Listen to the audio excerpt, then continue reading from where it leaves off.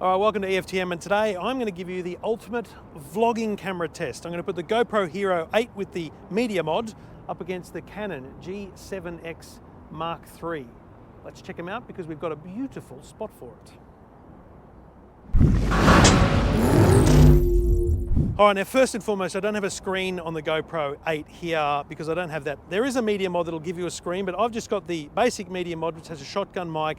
I've got the extra light, and I've connected the Rode Filmmaker Go, the little wireless mic that is perfectly portable. Now, I'm actually using the wireless mic now in this shot. So this is the GoPro Hero 8 with the media mod, which has just come onto the market. And the critical thing here is you've got two shoes on the media mod and a shotgun mic. Now, I've chosen here to use the plug-in wireless Go from Rode because it's an exceptional lapel mic, so you can actually have an external input. It could be a shotgun of your own, but then you could rely on the shotgun built in, and I'll test that now by just unplugging this, and now we're using the shotgun mic on the GoPro. So the audio should be very different. I wouldn't think it'll be as good a quality, but for some people, this will be perfectly enough.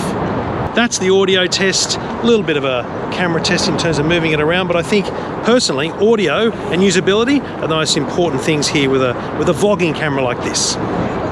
Now, the Canon G7X Mark III has one massive improvement on the previous G7s. This has a microphone input. So again, using the Rode Wireless Go, I've got full proper audio control.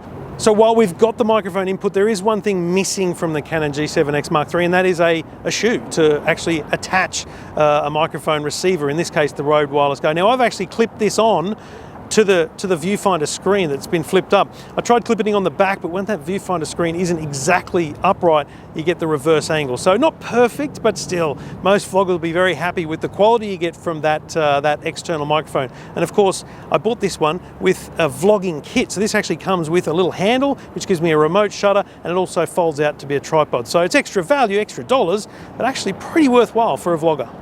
Of course, the most important thing also here is there's a screen built in so I can see the framing of my shot. So I can see the Golden Gate Bridge here now, perfectly in shot, and I know that I was missing it out in those last few shots.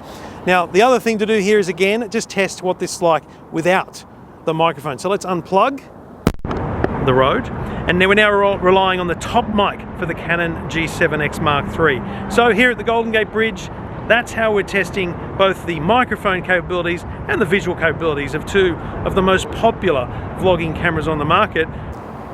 So whether you're looking for a shot of the Golden Gate Bridge or Alcatraz here in San Francisco, the choice is yours. This is a market that GoPro desperately want to get.